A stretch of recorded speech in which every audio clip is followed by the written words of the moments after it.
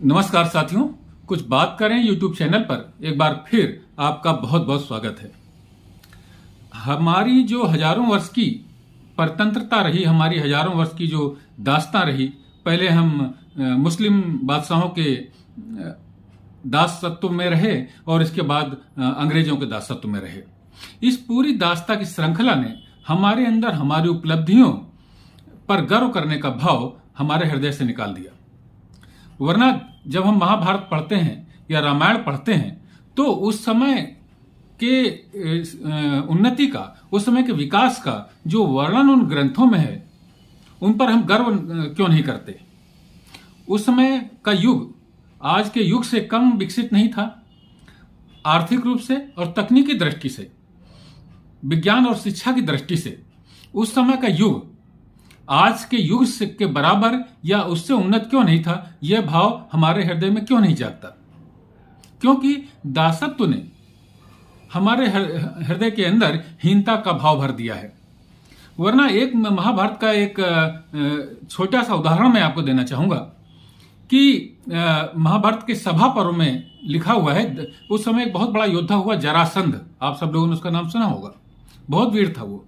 उसके जन्म की कथा आप देखिए तो आपको ये समझ में आएगा कि उस समय का जो चिकित्सा विज्ञान था, आयुर्विज्ञान था, वो कितना विकसित और उन्नत था।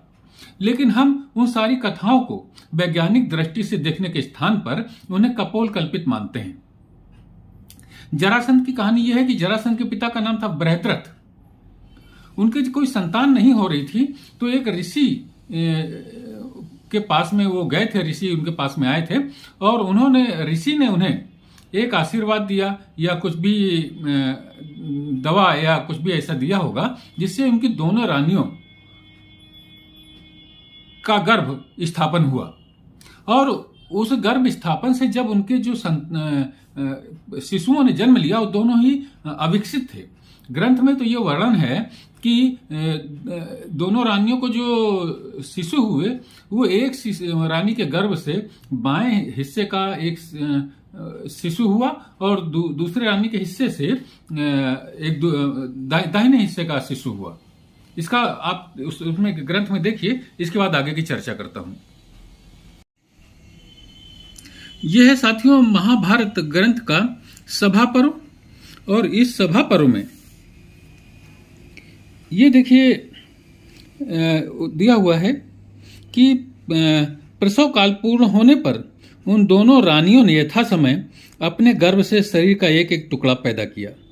प्रत्येक टुकड़े में एक आंख, एक हाथ, एक पैर, आधा पेट, आधा मुंह और कटी यानी नाभ के नीचे का आधा भाग था। एक शरीर के उन टुकड़ों को देखकर ये दोनों भय के मारे थरथर कांपने लगी। तो साथियों, अब इसके आगे की जो कहानी इसमें वर्णित है उसके हिसाब से ये हुआ कि इस तरीके के मांस पिंडों का जन्म देख करके दोनों रानियों ने अपनी जो दासियां थीं उनसे कहा कि इन मांस पिंडों को बाहर फेंक दो। दासियों ने उन दोनों पिंडों को बाहर, महल के बाहर फेंक दिया और वहां से एक राक्षसी जिसका नाम था जरा, वो गुजर रही थी। उसने देखा कि उसको खाने के लिए मांस पड़ा हुआ है तो उसने उठाया। उसने देखा कि इनमें कुछ जान है तो उसने दोनों टुकड़ों को उठा करके आपस में जोड़ दिया। जब दोनों टुकड़ों को आपस में जोड़ा तो उसमें एक पूर्ण विकसित शिशु उसको नजर आया। और उसने, चूंकि वहां पर राज्य की ही रहने वाली वो राक्षसी थी, उसने राजा के पास, जिनका नाम बृहद्रथ था, उनके पास लेके बोले आपके महल के बाहर ये मांसपिंड पड़े हुए थे, मैंने इस तरीके से इनको जोड़ दिया है, ये पूर्ण विकसित बालक हो गया है, आप इसे ग्रहण कीजिए। राजा ने उस बालक को ले लिया, अपनी रानियों से बातचीत की। रानियों ने बताया कि हाँ ऐसा ऐसा हमने किया हुआ है। तो इस तरीके से वो एक पूर्ण बालक हो गया। अब सवाल यह है कि हम लोग इसे कपोल कल्पित कहानी मानेंगे क्योंकि हमें अपने ग्रंथों में जो वर्णन किया गया है उस पर गर्व करने का भाव हमारे हृदय में रहा नहीं। हम नहीं सोच सकते कि क्या उस समय का आयुर्विज्ञान, उस समय का चिकित्सा विज्ञान इतना उन्नत था कि इस तरीके के अलग अलग मांसपिंडों को जोड़ करके एक पूर्ण बालक का स्वरूप उसमें दिया जा सकता है। जबकि आज हम देखते हैं कि बहुत से अविकसित शिशु उत्पन्न होते हैं, उनकी सर्जरी करके उन्हें एक स्वस्थ शिशु का स्वरूप प्रदान किया जाता है। बहुत सी ऐसी हम कहानियां सुनते हैं कि कुछ शिशु उत्पन्न हुए, उनके 3 सिर हैं, उनके 3 हाथ हैं, 2 पैरों के स्थान पर 3-4 पैर हैं, फिर उन्हें सर्जरी करके कुछ शिशुओं को उनमें बचाया भी जा सकता है, बचाया भी गया है और उन्हें एक स्वस्थ शिशु के रूप में उनका जीवन यापन भी हुआ है।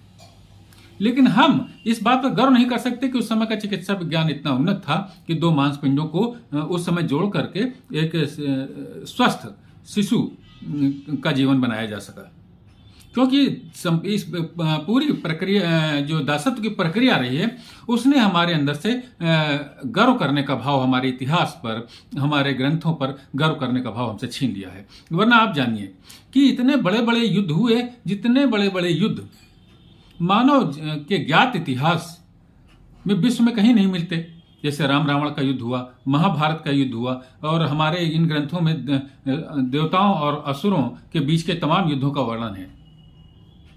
इनमें लोग और योद्धा घायल भी तो होते होंगे। घायल होते होंगे तो उनके चिकित्सा की, उनके इलाज की क्या व्यवस्था होती होगी? अगर उस समय आयुर्विज्ञान उन्नत नहीं था तो उन घायलों का इलाज कैसे होता होगा? ऐसा तो नहीं कि सारे घायल मर जाते होंगे, उनकी चिकित्सा होती होगी।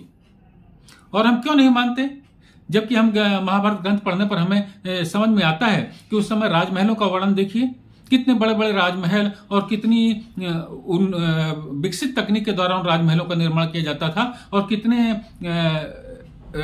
जल्दी उन महलों का निर्माण हो जाता था।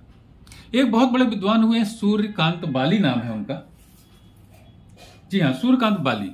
उन्होंने महाभारत ग्रंथ के ऊपर एक बहुत ही महत्वपूर्ण पुस्तक लिखी हुई है जिसे हम सब लोगों को पढ़ना चाहिए। वो पुस्तक देखिए, मैं आपको दिखा भी रहा हूं, महाभारत का धर्म संकट। बहुत ही उपयोगी पुस्तक है ये। अगर आप महाभारत को जानना और समझना चाहते हैं, भारतीय सभ्यता और संस्कृति के संबंध में वैज्ञानिक रूप से कुछ आप ज्ञान वृद्धि करना चाहते हैं, तो ये जो पुस्तक है इसका अध्ययन हम सब लोगों को करना चाहिए।